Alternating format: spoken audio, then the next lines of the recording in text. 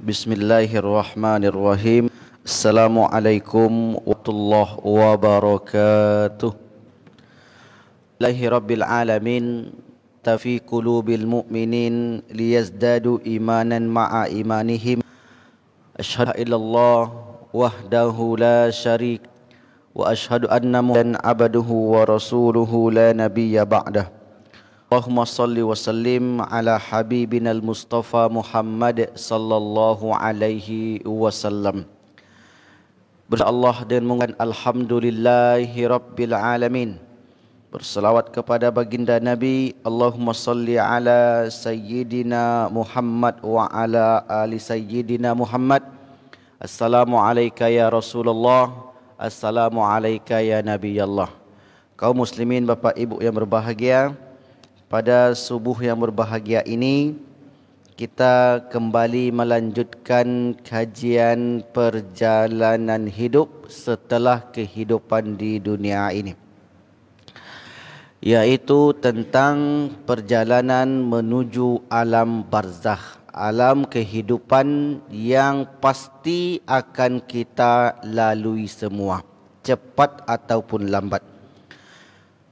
Sebelum memasuki materi baru, sedikit kita mengulas materi yang lama, karena pengajian kita sekali dalam 2 pekan.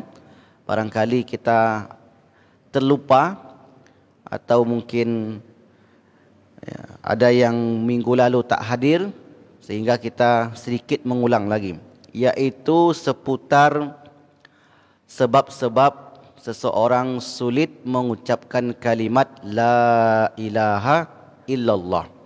Yang pertama, orang yang durhaka kepada orang tua.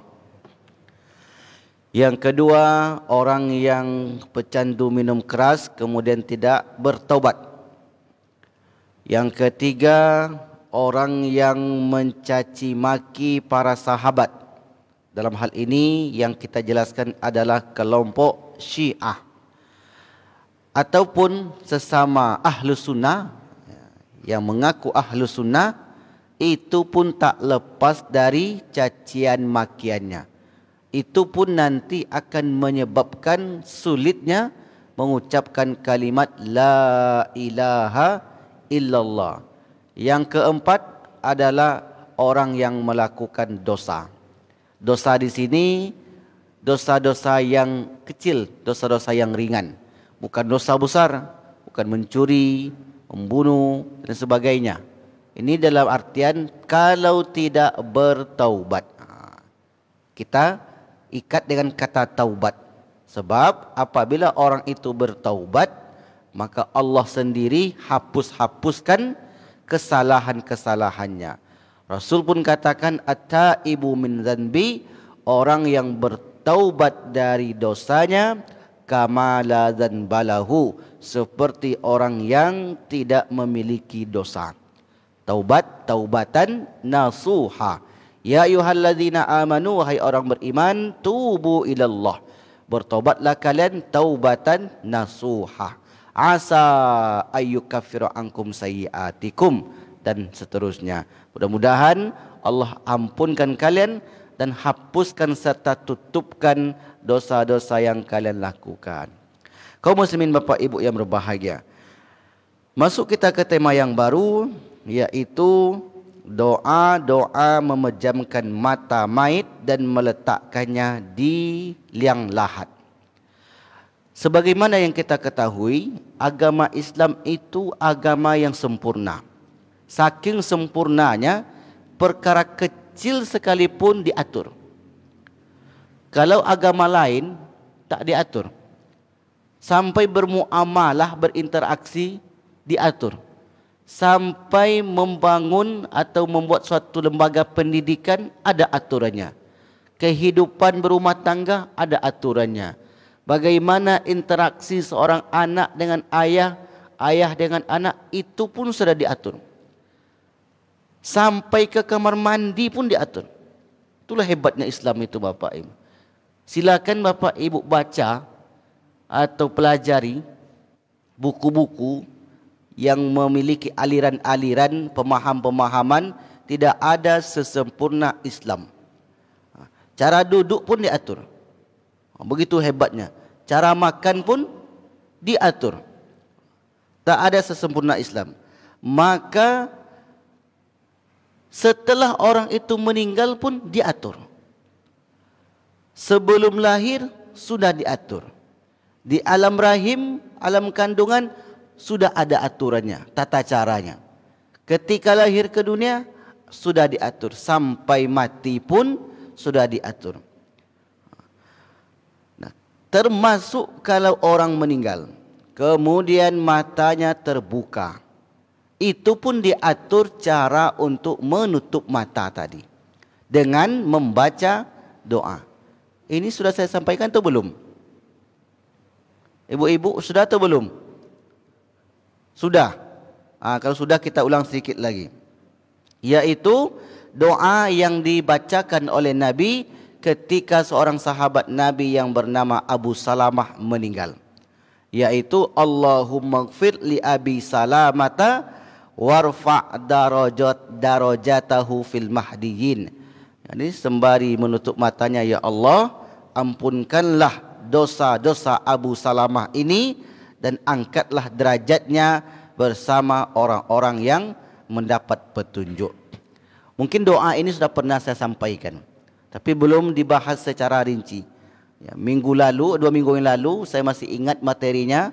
Waktu itu Pak Haji tak hadir di sini, dia di rumah saja streaming. Habis itu kita makan lontong, murojaah di tempat makan lontong tu. 3 tadi Ustaz kata dia. Baru ingat saya. Betul tak Pak Haji? Ya. Jadi 3. Yang keempatnya tentang dosa-dosa, pelaku maksiat. Nah, ketika orang itu meninggal, maka kita tutupkanlah matanya. Nah, ini termasuk sunnah, bukan wajib. Karena nanti kalau matanya itu ditutup, terbuka lagi dia, jangan diplester. Karena ada orang kalau udah meninggal, ada yang tak bisa tertutup matanya. Karena mungkin sudah kejang. Tangannya sebaiknya dilipat. Begini. Kalau sudah keras, berapa jam orang itu meninggal, jasadnya ini masih lembut, masih bisa digerak-gerakkan? Minimal 8 jam. Kalau di atas 8 jam, maka ini sudah kejang, sulit untuk dilipat. Jangan dipaksa. Maka sebisanya saja. Karena itu bagian dari sunnah. Nah, memang sebaiknya dilipat seperti kita solat. Saat nanti kita menyolatkan, orang itu jenazah tadi menghadap Allah Subhanahu wa taala dalam keadaan beribadah. Kaum muslimin Bapak Ibu yang dimuliakan Allah. Nah, itu pun diatur oleh agama Islam kita. Kemudian lanjutan doanya, wakhlufhu fi aqibihi fil ghabirin. Ya Allah, carilah pengganti bagi orang ini, yaitu bagi orang yang meninggal tadi, keluarga yang ditinggalkannya, yang lebih baik. Waghfir lana walahu, ampunilah kami dan ampunilah dia ya Rabbal Alamin. Wahai Rabb semesta alam, wafsah lahu fi qabrihi, dan luaskanlah kuburnya. Nah, makna luaskan kubur ini bukan kubur yang di tanah itu yang meluas. Karena kubur itu tak akan meluas. Jadi apa maknanya luaskanlah kuburnya? Wa nawwir lahu fihi, dan terangilah kuburnya. Maksudnya orang ini yang berada di alam barzah itu, alam barzah berarti alam yang keempat, beri dia kemudahan. Karena ketika nanti kita berpindah dari dunia dan hidup kembali di alam barzah, ada orang yang mendapati hidupnya sulit serba sulit. Ada orang yang mendapati kehidupannya mudah serba mudah. Kenapa begitu? Karena mati itu adalah perpindahan dari satu tempat ke tempat yang lain. Jadi mati itu hanya lenyapnya dari pandangan manusia. Orang itu sudah meninggal karena tak nampak lagi, tak terlihat lagi zahirnya. Tetapi ketika kita di alam barzah itu, kita hidup, dan hidup kita itu, itulah hidup yang sebenar-benarnya. Makanya Ali bin Abi Thalib pernah berkata, "An-nasu niyam," ketika manusia di dunia ini seperti orang tidur, wa idza matu, apabila manusia itu meninggal, intabahu, baru mereka sadar, oh ternyata inilah kehidupan. Jadi jangan heran nanti, Pak, meninggal saya ikut pula Pak Haji Abkan, jumpa lagi awak rupanya Ustaz, katanya. Awak hidup di situ, ya, tidak mati. Maka disitulah kita memperoleh nikmat-nikmat yang telah Allah berikan kepada kita. Ada satu riwayat yang menceritakan ketika kita sendiri di alam barzah, alam kehidupan yang nyata, wa ya'ti rajulun hasanul wajhi, tiba-tiba ada orang datang kepada kita, wajahnya begitu indah. Indah sekali wajahnya. Wa hasanus thiyabi, pakaiannya bagus sekali. Wa tayyibur rihi, aromanya begitu wangi, sangat wangi sekali. Orang ini tiba-tiba berkata kepada kita, ngomong dia ajaknya kita dialog. Kata dia, absyir, absyir ya Wandi, berbahagialah engkau wahai Wandi. Antum siapa namanya Ustaz? Dian. Absyir ya Dian, kata yang di dalam alam barzah. Hadza yaumuka allazi kunta tu'adu, inilah hari yang telah dijanjikan untukmu. Kenapa disebut dijanjikan? Karena semua yang kita buat di dunia ini hanya janji. Tak percaya Bapak, tengoklah. Datang ke masjid, ada janji Allah di situ. Ikut majlis, ada janji Allah di situ. Bersedekah, ada janji Allah di situ. Semua itu belum kita terima cash. Hanya nyetor saja. Nyetor. 5 kali kita nyetor amalan. Kemudian baca Quran pula kita setor. Maka ketika di alam barzah, orang itu berkata, berbahagialah engkau, inilah hari-hari yang dijanjikan dulu di dunia kepadamu, yang dijanjikan Allah. Innallaha la yukhliful mi'ad, Allah tak pernah mengingkari janjinya. Kemudian kita pun bertanya, man anta, kata Dian ketika itu. Ya, Wang Dian, insyaallah. Man anta, kata dia, siapa kamu? Ana amaluka, sayalah dulu yang mereka Ustaz itu. Tu amaluka tu perbuatan, amalmu. Apa amalmu di dunia? Sayalah dulu yang menghubungi Ustaz ini, saya dulu. Semua kebaikan-kebaikan itu akan hadir kepada orang tersebut dan menemani orang tersebut sampai datang hari kiamat. Kalau itu amalan baik. Kalau amalan buruk, apa kata dia? Wa ya'ti rajulun qabihul wajhi, datang orang yang wajahnya serem. Wa qabihu thiyabi, pakainya yang begitu buruk. Wa muntinur rihi, aromanya yang begitu busuk. Itu datang juga kepada kita. Kalau semasa hidup di dunia, jika tidak dilakukannya taubat, dia tetap langgeng dengan dosa-dosa yang dilakukannya. Karena kalau taubat itu dah lain ceritanya. Kalau sudah taubat, habis sudah, Allah ampunkan dia. Ini orang yang tak taubat terus, mati dia di situ. Itulah yang akan, ini nyata nih Bapak. Ada bukti ilmiahnya? Enggak ada. Enggak ada bukti ilmiah. Ini hanya dirasakan oleh keyakinan. Karena perkara akhirat termasuk rukun iman. Iman yang 6, 5 gaib, 1 cuma yang nyata. Yang 1 itu pun hanya Al-Quran ini. Kitab suci, beriman kepada kitab suci, itu pun yang kita lihat hanya Al-Quran. Al-Quran inilah yang menginformasikan tentang kehidupan di alam barzah. Kemudian dijelaskan oleh baginda Rasulullah sallallahu alaihi wasallam. Itu yang dimaksud dengan ketika orang itu berada di alam barzah, luaskanlah kuburnya dan terangilah. Seperti lagu, terangkanlah, macam lagu itulah. Teranglah kubur orang itu sehingga mendapatkan kenikmatan. Ini doa yang kita dapat baca. Doa yang lainnya, Allahumma gfir li fulanin dzanbahu. Ya Allah, ampunkanlah dosa orang ini, wa alhiqhu bin nabiyyi, dan jadikanlah dia pengikut Nabi Muhammad sallallahu alaihi wasallam. Sambil kita menutup matanya. Kalau matanya sudah tertutup, maka kita cukup tengok dari jauh saja.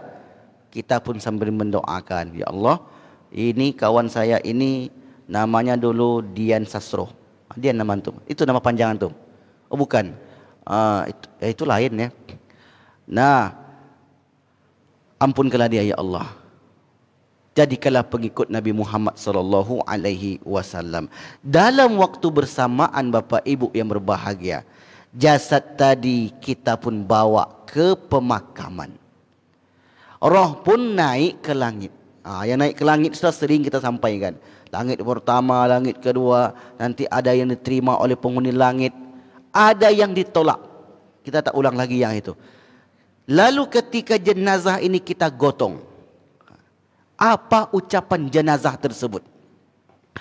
Idza wudi'atil janazatu, apabila jenazah itu diletakkan di kerandanya, fahtamala harrijalu, lalu kemudian digotong, dipikul oleh orang-orang menuju pekuburan.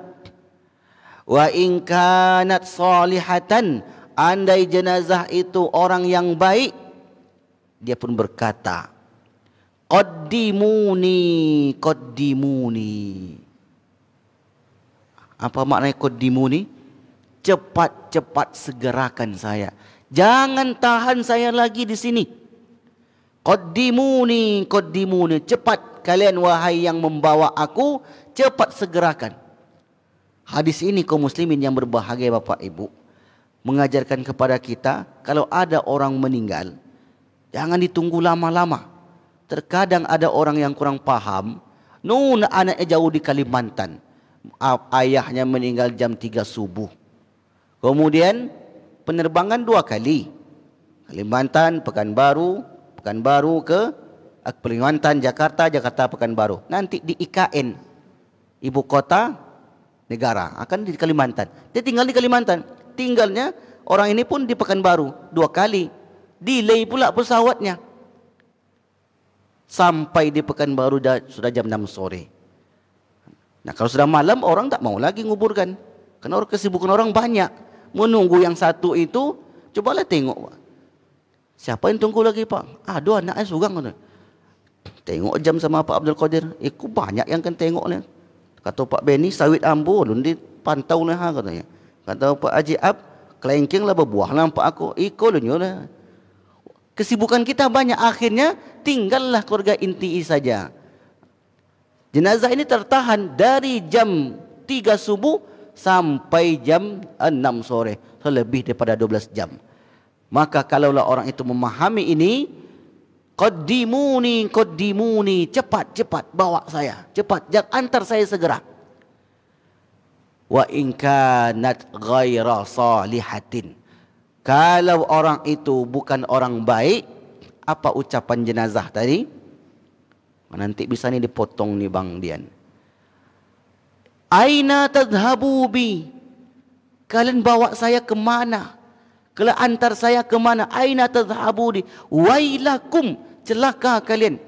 Kemana kalian bawa saya ini? Kenapa jenazah itu mengucapkan demikian? Kerana sebelum meninggal tadi dan setelah rohnya itu diambil, Allah perlihatkan dengan nyata tempat dia di alam barzah. Idza mata minkum ahadun, kalau kalian itu meninggal, uridu alaihi maq'aduhu, ditampakkan kepadanya maq'aduhu, tempatnya di alam barzah, bil ghadawati wal asyiyi, pagi dan petang. In kana min ahli jannah, ane meninggal itu orang-orang baik dari kalangan ahli surga, orang yang beramal soleh, fa min ahli jannah, ditampakkanlah yang indah-indah tadi. Itulah yang minta disegerakan tadi. Tapi kalau wa in kana min ahli nar, kalau orang itu dari orang yang jahat, tak beramal soleh, maka ditengokkan pula yang panas-panas, yang buruk-buruk kepada dia. Maka ketika digotong itu jenazah, dibawa ke pemakaman, dia minta kepada orang tersebut, jangan hantarkan saya, jangan hantarkan saya. Tapi mau tidak mau, kita pun menyolatkan. Kita bawalah ke masjid. Selama ini solatnya di belakang imam. Pas hari itu depan imam. Karena solat jenazah, takbir 4 kali. Setelah itu, kita pun mengatakan, apakah ini jenazah baik? Kita sebut, baik. Padahal dalam hatinya tak baik, Pak. Boleh tak? Ini jenazah kita tahu nih, memang orang jahat. Bapak Ibu, apakah jenazah ini baik? Baik, kata. Padahal dalam hati mengatakan tak baik. Maka ada 2 jawabannya. Yang pertama, kalau kita mengatakan itu tidak baik, jangan katakan baik. Karena bisa menjadi sumpah palsu, kesaksian palsu. Itu yang pertama. Diam saja. Jangan pula dijawab tak baik. Apakah jenazah ini baik? Datang dari sudut sana. Tak baik, kata dia sendiri. Tak boleh pula begitu, diam saja.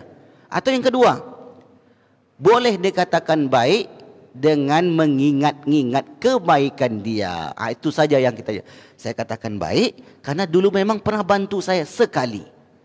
Kita katakan dia orang baik. Kalau tidak, maka lebih baik diam saja. Nah, kemudian Bapak Ibu yang dimuliakan Allah SWT, di beberapa daerah ada tradisi di kampung kami, maka diangkatlah itu keranda, anak cucunya berputar di bawahnya. Itu tak ada dalilnya. Itu hanya tradisi saja. Kalau dibuat pun tak apa-apa, tak dibuat pun tak masalah. Dia jangan bermasalahkan yang begitu. Karena tidak mengandung kemungkaran, tidak membuat orang itu syirik, tidak. Tidak membuat orang itu terjatuh ke perbuatan dosa, tidak.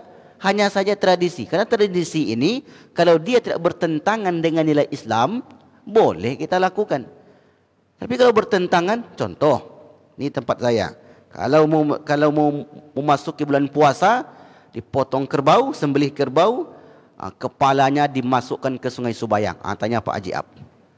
Untuk apa? Untuk penjaga Sungai Subayang, supaya tidak mengamuk dia.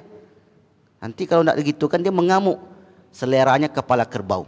Nggak tahu ke tempat Pak Abdul Qadir tak apa seleranya. Kalau di Mesir seleranya hantu Sungai Nil itu wanita cantik. Berarti seleranya lebih tinggi Pak hantu Mesir dengan hantu di tempat kita. Nah, jantung hatinya diletak ke mana? Diletakkanlah di hutan-hutan untuk penjaga hutan belantara.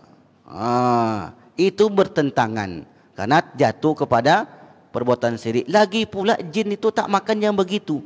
Jin itu kerjanya mengganggu kita, buatnya tertidur. Coba tengok ada yang tertidur. Setan itu kerjanya, buatnya mengantuk, buatnya malas. Itu kerja dia, bukan makan kepala kerbau.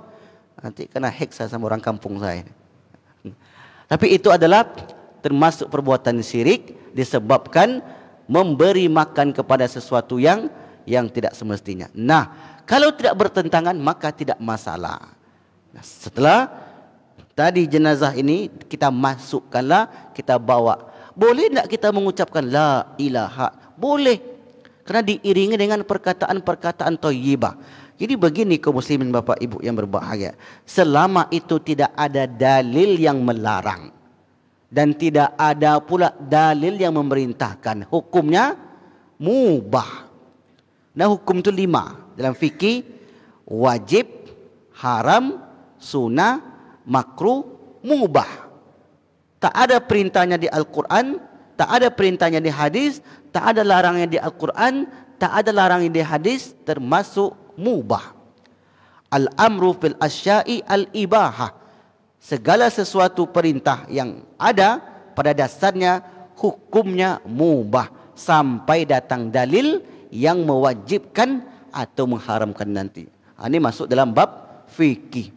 Maka yang demikian tadi boleh saja dilakukan sampai nanti kita ke pemakaman. Setelah pemakaman kita pun turunkan jenazah. Kita menurunkan jenazah itu pun membaca doa lagi. Apa doanya? Bismillahi wa ala sunnati Rasulillah sallallahu alaihi wasallam. Itu aja, pendek. Bismillahi wa ala sunnati. Ya Allah, dengan menyebut nama Engkau, mudah-mudahan orang ini mengikuti sunnahmu semasa hidup. Jasad pun kita masukkan ke dalam tanah. Roh tadi melakukan safar, melakukan perjalanan menuju Allah Subhanahu wa taala. Ada satu pembahasan. Orang yang sudah meninggal pada umumnya atau keumumannya paling lama bertahan di alam kubur atau di tanah tadi 3 hari 3 malam. Itu dah lama itu. Badan kita ini membusuk, kemudian dia bengkak, habis itu meletus, datang cacing-cacing dimakan. Umumnya begitu Bapak Ibu. 3 hari 3 malam. Lebih daripada itu takkan bertahan kecuali diberi zat-zat kimia. Tetapi ada orang yang sudah meninggal 1 tahun, 2 tahun, 10 tahun, jasadnya tetap utuh. Masuk akal manusia? Tidak masuk akal manusia. Tak masuk akal. Lalu apa yang terjadi sebenarnya pada orang yang jasadnya tidak utuh itu? Jasadnya yang utuh itu, mereka memiliki amalan-amalan istimewa. Jadi ada sebuah daerah, di daerah Bagan, suami istri, istrinya meninggal 1996, meninggal, dikubur. Kemudian 5 tahun setelah itu, berarti 2001, 97, 98, 19, 2000, 2001, meninggal pula suaminya. Sang suami ingin dikuburkan dekat makam istri. Karena kubur di kampung itu tak terurus, jadi tak tahu betul persis di mana dulu orang yang dikubur. Kalau di kampung begitu modelnya, tak begitu terurus. Lalu kemudian dikira-kira saja nanti dikuburkan ini, di sinilah digalilah kubur itu. Saat menggali kubur itu, kaum muslimin bapak ibu yang berbahagia, sejengkal demi sejengkal terciumlah aroma wangi. Digali sampai ke bagian dasar, lebih kurang dalamnya 7 kaki, segini orang dewasa. Di situ ditemukan jenazah sang istri masih utuh, belum rusak Pak. Ini cerita nyata dan saksinya bukan 1-2 orang. Yang bercerita ke saya itu masih hidup. Jadi setelah itu heranlah masyarakat kampung ini. Ini ibu ini kan sudah meninggal sekian tahun yang lalu, istri bapak ini. Mengapa jasadnya masih segar, masih utuh begini? Ditanya-tanyalah oleh orang tersebut kepada penduduk kampung. Ternyata semasa hidup ada amalan yang istimewa yang dia lakukan. Istimewa itu ringan sebenarnya, yaitu dia menjadi guru ngaji yang saban hari itu saja kerja dia. Ngajar ngaji. Kenapa orang yang ngajar ngaji itu dimuliakan Allah? Karena dalam satu riwayat disebutkan, idza mata hamilul Quran, apabila hamil Quran, orang yang membawa Al-Quran, maksudnya menghafal Quran dan mengajarkan Al-Quran, meninggal, auhallahu ilal ardi, Allah berfirman kepada bumi, li akli lahmahu, untuk memakan jasad-jasadnya ini. Maksud Allah, ya Allah, wahai bumi, ini jatahmu, silakan dimakan. Kata bumi itu, ya Allah, wa kaifa akilu lahmahu, bagaimana mungkin aku memakan jasad orang ini? Wa kalamuka fi jaufihi, sementara firmanmu, kalamu, di sini dia, di kerongkongannya. Jadi orang yang membaca Al-Quran itu, Bapak Ibu yang berbahagia, diistimewakan Allah. Apalagi kita baca surah Al-Muluk sebelum tidur. Mungkin yang kali kedua saya ceritakan tentang bibi Buya Hamka yang bernama Tuo Aisyah. Ketika berumur 86 tahun, yang ketika itu ditalkinkan oleh Buya Hamka, dia tak dengar karena bibinya ini sudah peka. Tapi tak lama kemudian kata bibinya, diam, saya sekarang sedang mendengarkan bacaan Al-Quran. Dia peka, ditalkinkan tak dengar, tapi dia katakan saya sekarang sedang mendengarkan bacaan Al-Quran. Anak-anak yang baca Al-Quran. Surat Yasin, Al-Kahfi, Al-Muluk, Al-Waqi'ah. Ini mukjizat Al-Quran. Betul-betul membantunya. Surah Al-Muluk, apa kata Allah Subhanahu wa taala? Man qara'a tabarakalladzi biyadihil muluk. Siapa yang membaca tabarak, surat tabarak, surah Al-Muluk, kulla lailatin, setiap malam sebelum tidur, mana'ahullahu min azabil qabri, Allah cegah orang itu dari azab kubur. Allahu Akbar. Pendeknya Pak, hanya 30 ayat. Tabarakalladzi biyadihil mulku wa huwa ala kulli syai'in qadir. Alladzi khalaqal mauta wal hayata liyabluwakum ayyukum ahsanu amala wa huwal azizul ghafur. Alladzi khalaqas sab'a samawati tibaqa ma tara fi khalqir rahmani min tafawut. Farji'il basara hal tara min futur thumma rji'il basara karrataini yanqalib ilaikal basaru khasi'a wa huwa hasir wa laqad zayyana. 5 menit tak selesai, insyaallah. Amal-amal ringan begini dapat kapan pun kita lakukan dan membantu ketika kita sudah dimasukkan ke alam barzah, sampai di alam barzah. Itulah yang membuat jasad sebagian orang-orang yang tak dimakan tanah. Mungkin dia bukan ulama besar, bukan orang hebat, orang kampung, orang biasa, orang awam, tapi dia lakukannya amalan ringan-ringan tersebut. Alhamdulillah, orang itu pun dimuliakan oleh Allah. Akhirnya jenazah tadi ditimbun lagi dan digeser sedikit kubur suaminya. Itulah cerita nyata yang kita dengar. Bagi orang-orang yang tak percaya yang begini, tak percaya dalil, dia akan bingung, kok bisa? Dicari-cari alasan. Oh ya, karena kulitnya itu mengandung spoinaze. Spoinaze itu zat sabun. Kalau sabun kan tak hancur. Dicari-cari. Tapi saya diskusi dengan orang kedokteran, orang rumah sakit, memang tak masuk akal Ustaz.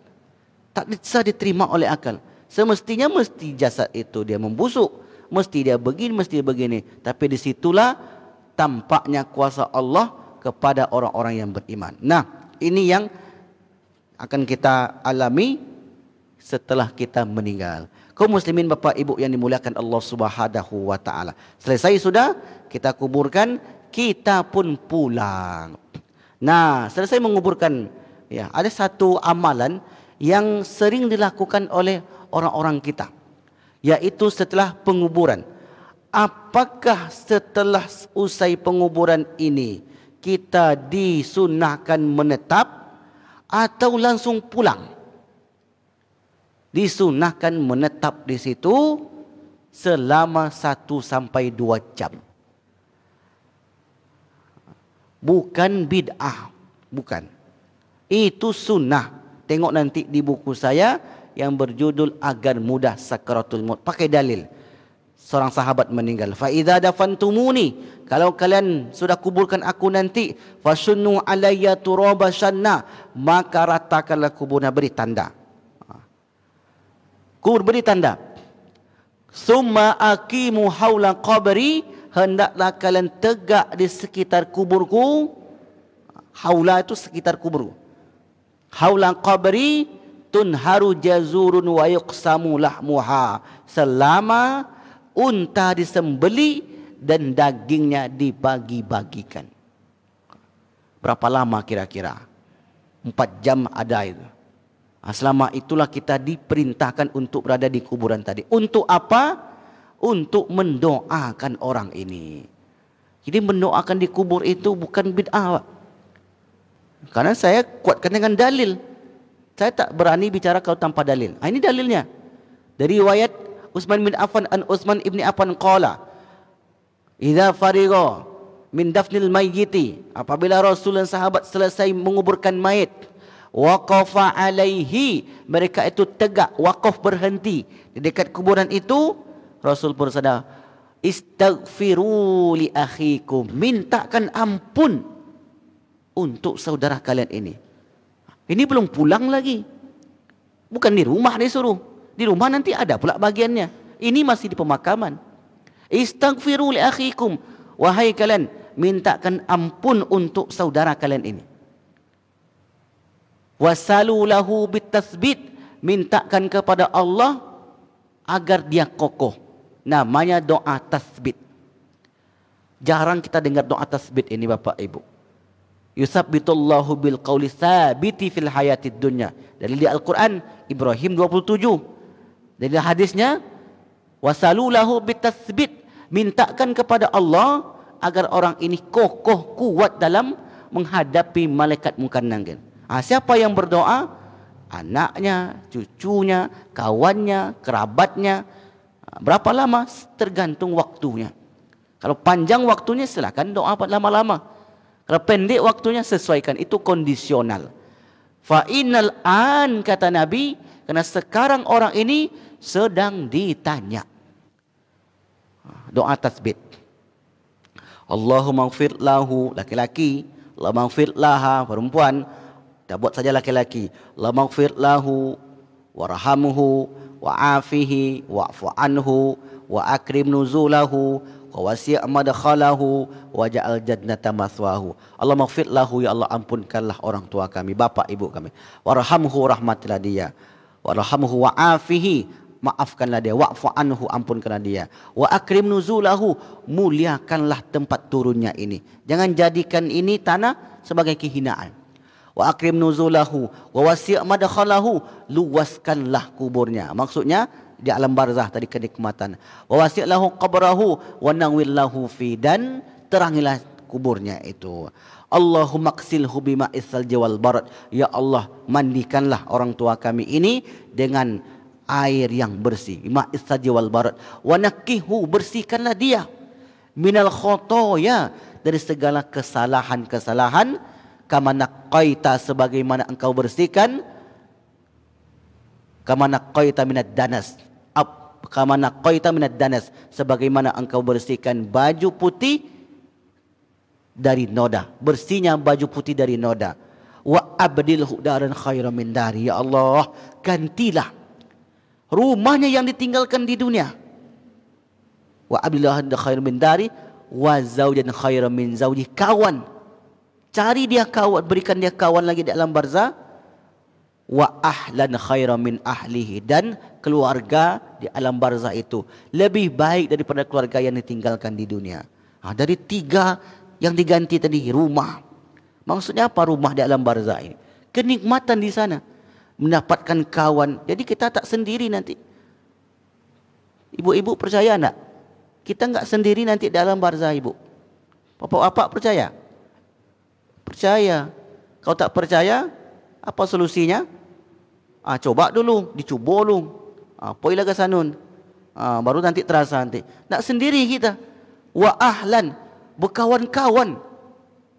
Bapak ibu tengok tengok buku Ar-Roh, Roh kitab Ibn Qayyim Al-Jauziyah, menceritakan ketika Rasulullah, Abu Bakar, Umar, Utsman, Ali sudah meninggal.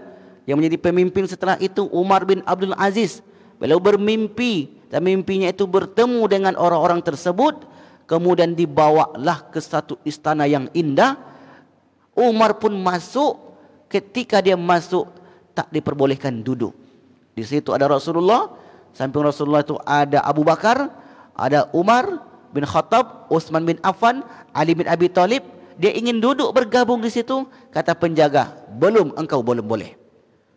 Akhirnya dia keluar lagi, dia terbangun dari mimpinya. Mimpi dalam tidur kita memang banyak modelnya. Ada mimpi yang datang dari setan, ada yang mimpi datang dari Allah. Kalau kita sebelum tidur itu berwudu, bersih, maka mimpi kita itu datang daripada Allah. Tengok dalilnya, surat Az-Zumar 42. Dalil tentang mimpi. Tadi malam saya bermimpi, Ustaz. Jumpa ini, jumpa ini, jumpa. Apa uduk nak? Saya uduk, Ustaz. Apa? Ya, berarti mimpi yang nyata. Karena ulama tidak memperselisihkannya. Orang yang tidur dalam keadaan bersih tadi. Tapi kalau mimpinya tidurnya pas pengajian, mimpi dia tu nak ada lagi tu. Nak masuk lagi. Dan siang hari, Pak. Mimpinya malam sepertiga. sepertiga malam baru masuk. Nah, kita minta kepada Allah. Kemudian apalagi doa tasbih dalam surat Yasin itu, Allahumma ja'alhu fikakan lahum minan nar. Ya Allah, jadikanlah dia fikakan lahum minan nar, sebagai penyelamat, pembebas daripada api neraka. Kita habis baca surat Yasin lagi, Allahumma ja'al thawabu ma qara'nahu fi hadzal mahalli minal Qur'anil azim. Ya Allah, jadikanlah pahala apa yang kami bacakan ini di tempat ini dari Quranul Azim. Wa ma halalnahu, apa yang kami tahlilkan, min la ilaha illallah, hadiyatan minna, hadiah kami untuk roh, manijtama'a hahuna bisababi. Kami berkumpul di sini untuk mengirimkan pahala kepada mereka, membacakan ayat-ayat kepada mereka. Nah, adakah dalilnya tentang tersebut? Kaum muslimin, bapak ibu yang berbahagia, itu pun kita baca ketika solat jenazah di rakaat keempat biasanya. Allahumma la tahrimna ajrahu wa la taftinna ba'dahu waghfir lana walahu. Apa artinya? Ya Allah, berilah pengganti bagi keluarganya orang-orang yang ditinggalkan, dan jangan halangi kami untuk memberi pahala, dan jangan sesatkan kami sesudahnya. Maksudnya, yang memberikan pahala itu Allah, tapi kita yang melakukan. Kita berbuat, berdoa, membaca surat Yasin, membaca surat yang lainnya, Allah yang menghantarkan pahala tersebut. Bukan kita, bukan ustadznya, bukan jamaahnya. Kita diperintah saja untuk berdoa. Jadi doa. Nah, itulah yang kita lakukan ketika kita berada di alam barzah tadi, yang dilakukan oleh ahli keluarga kita yang di dunia ini. Bapak ibu ini muliakan Allah Subhanahu wa taala. Apalagi amalan yang kita lakukan, boleh membaca surah Al-Fatihah. Kalau di tempat kami, tempat Pak Haji Ab, kalau dah meninggal itu kan disiram air, Pak, sambil membaca. Itu ada enggak perintahnya? Ada enggak dalilnya itu? Ada dalilnya, Pak. Ada dalilnya tuh. Jadi apa yang dibuat oleh yang tua wak dulu tuh, itu dah benarin. Kalau ada yang mau debat nanti, ayo datang sini. Karena orang kan suka debat, tak ada dalilnya itu. Saya berbicara berdasarkan dalil, dan sudah saya teliti dalil. Ada 12 amalan sunnah setelah orang itu meninggal, yang kita lakukan di pekuburan. Termasuk nanti di situ doa tasbih, doa talqin setelah meninggal. Rinciannya akan kita jelaskan di pertemuan yang akan datang, insya Allah Ta'ala. Nah, tapi setelah kita meninggal tadi, setelah dikubur, bukan disuruh pulang langsung, tidak. Menetaplah di situ sebisa kita. Baik bapak ibu yang berbahagia, ada yang bertanya silakan. Ya silakan Pak. Karena fikih itu biasanya banyak yang bertanya. Maka saya siapkan dulu.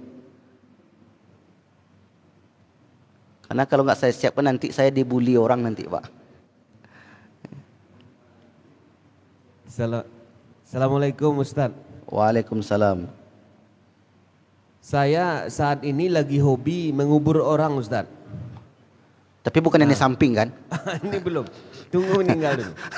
Nah, yang jadi perdebatan ketika sebelum mengubur dan mengubur itu di daerah saya tuh, masalah menanyakan apa perlu ditanya ini orang baik atau tidak, yang tadi Ustaz sampaikan. Baik. Sebab dia ini memang sebagian tidak pernah ke masjid. Perilaku juga kurang baik. Akhirnya ada tetap dijawab bersama-sama baik gitu. Takutnya mendengar ucapan penyampaian Ustadz tadi sumpah palsu jadinya. Jadi bagaimana cara saya nanti? Saya sering membawakan acaranya gitu. Nah, kedua, ketika sudah masuk mayat di dalam kubur, ada sebagian minta ini diazankan. Baik. Terus yang lain mengatakan tidak perlu lagi diazankan, tidak dengar dia lagi itu katanya. Baik. Nah, mohon penjelasan yang dua yang ringan ini aja. Terima kasih Ustaz. Assalamualaikum. Waalaikumsalam warahmatullahi wabarakatuh. Baik. Pertanyaan jenazah ini baik atau tidak baik? Ada dua tadi. Kalau kita betul-betul tak mau jawab, diam saja. Nah, kalau kita mau jawab baik, maka kita ingat yang baiknya. Kan tak mungkin orang tu jahat semua. Sekali dua kali pasti ada. Tak ada sama sekali. Hebat ini. Tak ada sama sekali. Kalau itu memang lebih parah daripada Fir'aun tu, Pak. Fir'aun itu ada nak kebaikan dia? Ada. Fir'aun itu ada. Karena mungkin banyak betul salahnya orang itu. Nah, kalaupun tak mau jawab, ya, tak ada sama sekali misalnya kita berhusnuzon kepada dia. Insya Allah orang ini ada kebaikannya.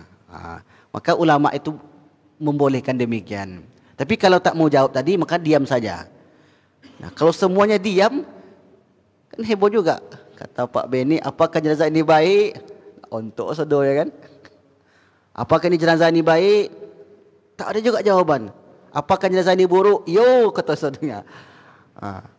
Jadi kalau dijawabnya tadi baik, berarti yang diingat itu kebaikan. Kenapa begitu? Karena dalam agama kita ini mengedepankan husnuzon, berbaik sangka. Berburuk sangka tak boleh kita. Nah, karena orang baik sekalipun ada juga keburukannya. Nampak baik orang, tapi pasti ada juga keburukannya. Nah, orang buruk sekalipun pasti juga ada kebaikannya. Insya Allah. Tak mungkin Pak tak ada. Nah, itu yang pertama. Jelas? Kalau saya yang membawa acara berhusnuzon. Nah, baik. Ini adalah tradisi. Tradisi. Kembali ini tradisi di kampung kita. Karena di Arab itu tak pernah begitu. Mana pernah. Kan banyak kampung sini. Kampung antum ada begitu? Ada. Ada enggak di kampungnya yang tak disebutkan demikian? Mungkin ada. Tapi kalau di Arab itu, di Masjid Nabawi dan sebagainya, atau di Masjid Al-Azhar, ketika ada orang meninggal langsung dibawa saja. Di rumahnya pun demikian. Ini masuk tradisi. Kalau tradisi itu bertolak belakang dengan agama kita, baru kita kesampingkan. Kalau tidak, maka tak apa-apa dipakai. Tak apa-apa dipakai. Nanti tanyakan ke Dr. Mawardi, cadar itu datang sebelum Islam atau sesudah Islam? Tanyakan beliau.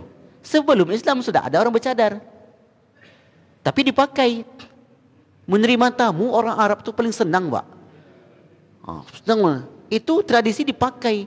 Karena yang baik-baik diambil, yang buruk-buruk baru dibuang. Oke, baik, itu yang pertama. Yang kedua tentang azan. Kebetulan ada dalam buku saya yang amalan-amalan sunnah setelah menguburkan mayat. Nih, azan sebelum menguburkan jenazah. Dalam kitab sebagaimana kaidah usul fiqh al-aslu fil asya'i al-ibahah. Asal segala awal itu adalah mubah. Pembahasan itu disebutkan Imam Ibnu Hajar Al-Haythami. Qad yusannul azanu li ghairis shalah. Disunnahkan untuk azan selain solat. Kama fi azanil maulud. Sebagaimana mengazankan orang yang baru lahir. Wal mahmum wal masruh, orang yang pingsan. Wal ghadban, orang yang marah. Kau nampak kawan tu marah aja bawaannya, diikomatkan di telinga dia tu, diazankan. Wa man sa'a khuluqu min insan, orang yang anak nakal. Anak nakal sebenarnya bukan nakal. Anak itu dia nakal karena idenya berjalan ke mana-mana, lompat sana lompat sini. Itu sebenarnya anak itu aktif. Maka tak ada sebenarnya anak nakal. Cuma karena orang tuanya dia capek, dibilangnya nakal. Anak aktif itu. Nah, kalaupun ada orang yang jahat tadi, maka diazankan.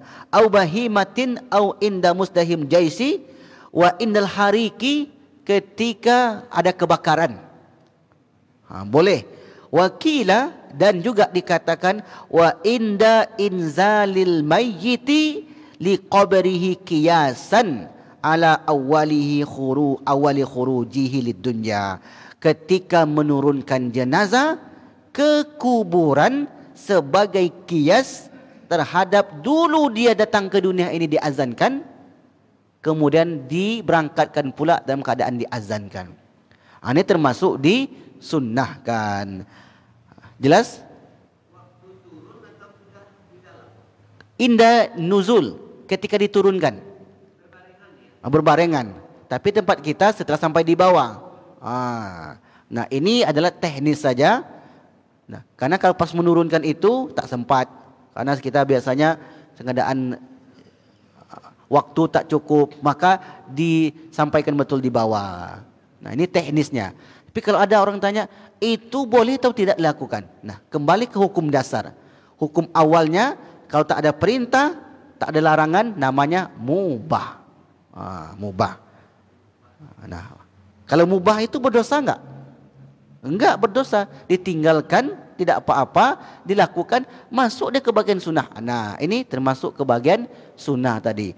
Nah, nanti silakan tengok dalam kitab Ibnu Hajar Al-Haythami, Tuhfatul Muhtaj Bisyarhi Al-Minhaj, jilid 1 halaman 461. Baik, silakan. Makasih Ustaz. Saya menguatkan pertanyaan Pak Beni yang pertama tadi Ustaz. Ketika jenazah kan itu selalu ditanya baik di masjid ataupun akan dikuburkan di kuburan. Apakah jenazah ini baik?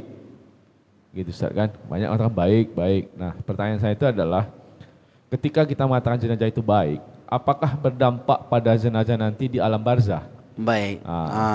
Apakah nanti mengurangi siksaan kuburnya atau meringankan beban semasa hidupnya? Nah, itu Ustaz, makasih.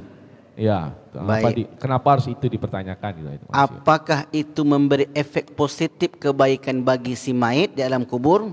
Nah, yang memberi kemudahan bagi orang yang meninggal adalah doa,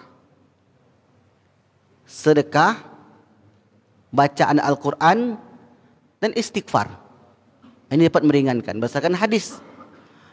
Baik, kita jawab, itu masuk ke mana nih? Itu doa atau tidak? Doa itu. Kita mendoakan sebenarnya Pak, mudah-mudahan baik, kan itu maksudnya itu. Kita katakan, apakah jenazah ini baik? Baik. Ada kalimat tersembunyi, insya Allah ini baik. Kita berharap, kan itu sebenarnya kalimat panjangnya itu. Kita berharap ini jenazah orang baik. Cuman kalau dia panjang, iya Pak Beni, misalnya itu. Dia sebagai MC, itu jenazah baik dan kita berharap orang itu jadi baik. Panjang kali. Maka disebutlah, disingkatlah baik. Termasuk bagian doa. Mana dalilnya? Al-mayyitu fil qabri, mayit yang berada di alam kubur, illa kal gharikil mutaghawwith, seperti orang tenggelam yang meminta tolong, yantaziru da'watan, menunggu doa dari empat. Min abin, dari ayah, berarti meninggal anak. Au umin, dari ibu yang meninggal anak. Au ibnin, dari anak, berarti meninggal ayah, ibu, datuk, nenek. Itu dapat tu Pak kat atas tu. Kemudian ausodikin, dari kawan. Kawan ini bisa bermakna kawan hidup, suami istri, atau bisa kawan sehari-hari. Meninggallah kawan kita, kita doakan. Ini dia. Dasar dari hadis, dari Al-Quran, Rabbana ighfir lana wal ikhwanin lazina sabaquna bil iman. Nah, dapatkah menolong dia berdasarkan dalil Al-Quran dan hadis tadi? Kata yang baik, kita jawab baik, merupakan doa bagi saudara-saudari kita yang sudah meninggal. Yang tak boleh, ini yang tak boleh, setelah orang itu meninggal, menceritakan keburukan-keburukannya. Bolehnya pada satu saja, pada Fir'aun boleh, sebagai pelajaran. Karena Al-Quran sebutkan, fal yauma nunajjika bi badanika, maka pada hari ini kami selamatkan jasadmu. Fir'aun termasuk jasadnya yang dijaga. Tapi bukan kerana dia hafiz Quran. Karena sebagai pelajaran liban takunu khalfaka ayah. Pelajaran bagi orang yang datang kemudian. Begitu. Baik, wallahu a'lam bishawab. Insyaallah di pertemuan yang akan datang kita akan menjelaskan tentang amalan-amalan sunnah setelah menguburkan mayit yang dianggap sebagian orang bid'ah. Supaya jelas, ini sunnah sebenarnya, tapi orang tua kita ragu. Ditanya dalil, Pak, apa dalilnya Pak? Tentu bingung orang tua kita ni. Ada orang emosi dia, mana dalilnya? Dibawanya parang, aku dalil kata dia. Nanya dalil sikit-sikit, dalil. Jadi jangan tanya kepada orang awam, tanya kepada ustaznya. Begitu. Tanya kepada Pak Abdul Qadir, dalil aku senampang umpek aku. Tanya dalilnya. Jangan tanya dalil. Wallahu a'lam bishawab. Mungkin itulah yang dapat kami sampaikan. Mudah-mudahan pembahasan pagi ini bermanfaat bagi kita dan dapat kita dapat menambah keimanan kita kepada Allah Subhanahu wa taala. Amin ya rabbal alamin. Kita tutup dengan doa kafaratul majlis. Subhanakallahumma bihamdika asyhadu an la ilaha illa anta astaghfiruka wa atubu ilaik. Walafu minkum wassalamu alaikum warahmatullahi wabarakatuh.